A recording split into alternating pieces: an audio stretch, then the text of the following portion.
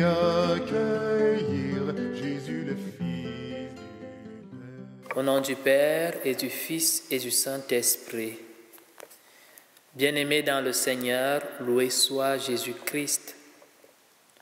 Nous sommes rendus au 6e jour de notre neuvaine à Marie Reine des Cœurs, dont le thème de cette année nous plonge dans la méditation sur l'une ou l'autre des figures ou encore attitudes de la Vierge Marie, pouvant soutenir la thèse selon laquelle sa vie démontre à suffisance qu'elle a veillé sur l'univers entier, ou mieux sur l'écologie dans son intégralité. Aujourd'hui, nous voulons nous attarder sur son vocable ou son attribut de Marie, Ève nouvelle. Plus précisément, le sous-thème du jour est « Avec Marie, Ève nouvelle, veillons ». À cet effet, comme il est de coutume désormais, je nous propose d'écouter tout d'abord cet extrait de l'Évangile de Jésus-Christ selon saint Luc au chapitre 1, du verset 26 au verset 38. L'ange Gabriel fut envoyé par Dieu dans une ville de Galilée appelée Nazareth, à une jeune fille, une vierge, accordée en mariage à un homme de la maison de David appelé Joseph. Et le nom de la jeune fille était Marie. L'ange entra chez elle et dit « Je te salue, comblée de grâce, le Seigneur est avec toi. » À cette parole, elle fut toute bouleversée et elle se demandait ce que pouvait signifier cette salutation. L'ange lui dit alors « Sois sans crainte, Marie, car tu as trouvé grâce auprès de Dieu. Voici que tu vas concevoir et enfanter un fils, et tu lui donneras le nom de Jésus. Il sera grand, il sera appelé Fils du Très-Haut. Le Seigneur Dieu lui donnera le trône de David, son père.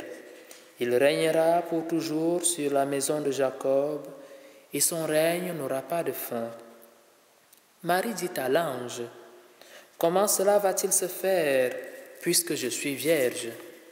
L'ange lui répondit, « L'Esprit Saint viendra sur toi, et la puissance du Très-Haut te prendra sous son ombre.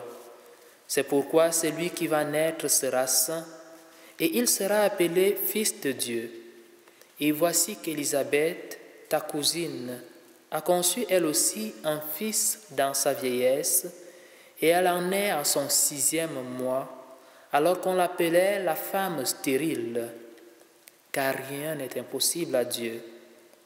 Marie dit alors, « Voici la servante du Seigneur, que tout se passe pour moi selon ta parole. » Alors l'ange la quitta. Le texte que nous venons d'entendre nous met devant la scène de l'Annonciation. Le choix de ce texte, ou mieux, la version de Luc, se justifie par la volonté pour nous d'insister sur l'action puissante de l'Esprit, ou mieux encore de l'Esprit Saint, dans la nouvelle création. Mais avant, examinons tout d'abord ce titre de Marie comme Ève nouvelle. Ce titre est accordé à Marie par analogie. Une analogie qui se justifie par le fait que Jésus est considéré comme le nouvel Adam. Adam et Ève étaient les premiers êtres créés. Ces derniers sont généralement caractérisés par l'incrédulité et la désobéissance qui ont conduit à la déchéance, au péché et donc à la mort. Dire que Marie est Ève nouvelle, c'est considérer cette dernière qu'elle est une femme de foi, une femme d'obéissance. Foi et obéissance par lesquelles elle répare la faute qui a été commise par elle.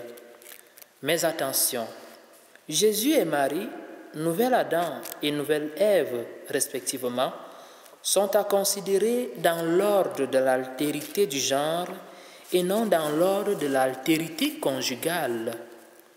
Nous trouvons important de souligner cet aspect parce que conscients du fait qu'Adam et Ève, étant des époux, une mauvaise interprétation ou une mauvaise compréhension pourrait simuler l'encouragement ou la promotion de l'inceste, mais que non, ce n'est pas du tout le cas.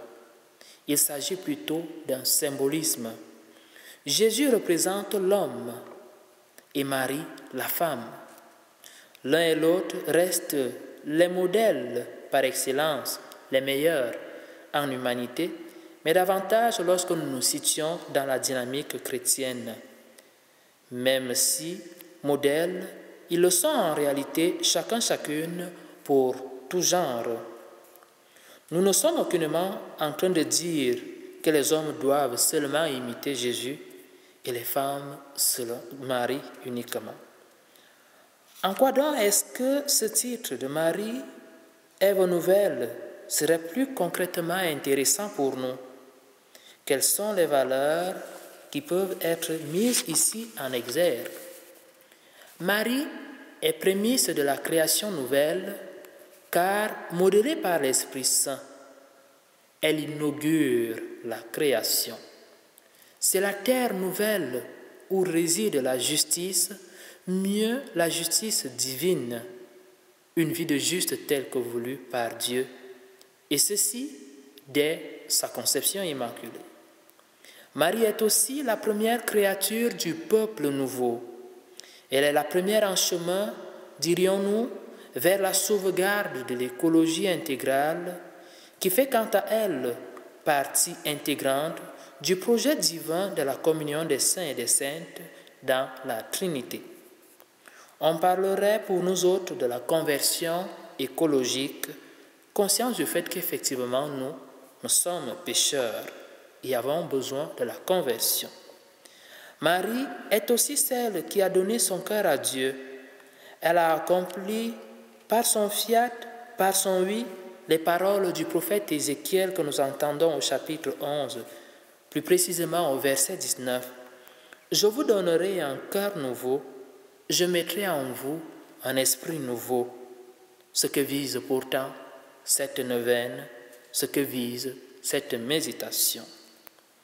Ô Marie, Reine des cœurs, intercède pour nous auprès de ton Fils, intercède pour nous auprès du Père, intercède pour nous auprès de l'Esprit, pour que ce cri qui porte notre volonté et notre désir d'être des hommes nouveaux, des femmes nouvelles, parvienne à la Trinité sainte et qu'elle soutienne nos efforts conscients.